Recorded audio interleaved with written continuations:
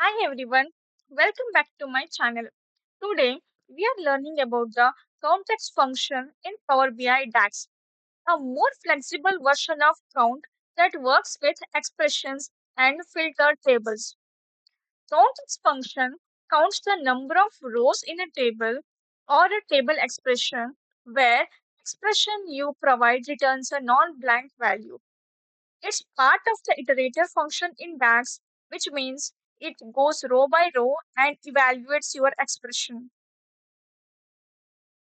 And the syntax is very simple. We should use the COUNTX function and table name, and the expression is evaluated for each row, and only non-blank results are counted.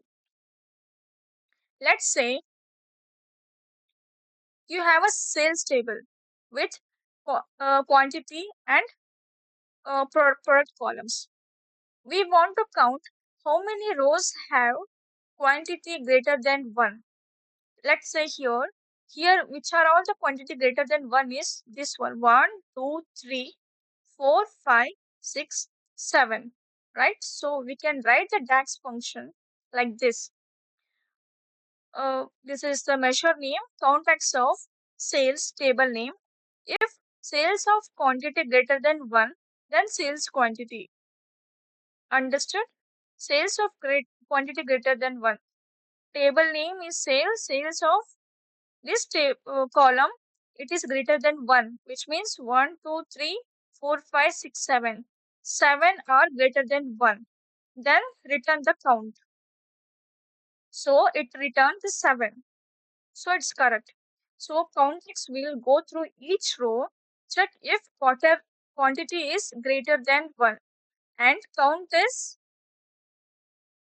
it only if it is true. And next, what we can calculate is this counts, we want to count orders above 500. Above 500 orders are, how many are there? 1, 2, 3. 3 orders are above 500.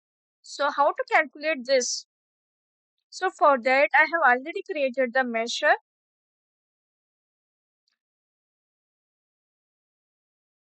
Okay. Context of filter function we should use here. Filter works great here with the context. Okay. Filter of sales is table name. If it is sales amount is greater than 500, then only what return the number of order ID. Order ID. It should return the order ID. So count that one.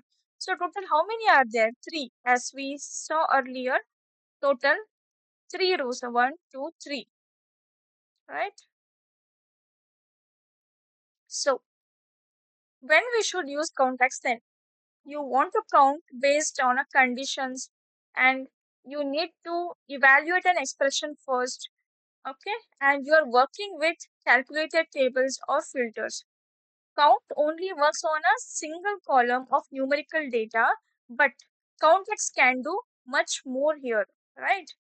And that's the COUNTX in Power BI DAX. If you enjoyed this tutorial, hit like, subscribe, and check out my other videos for more Power BI tips.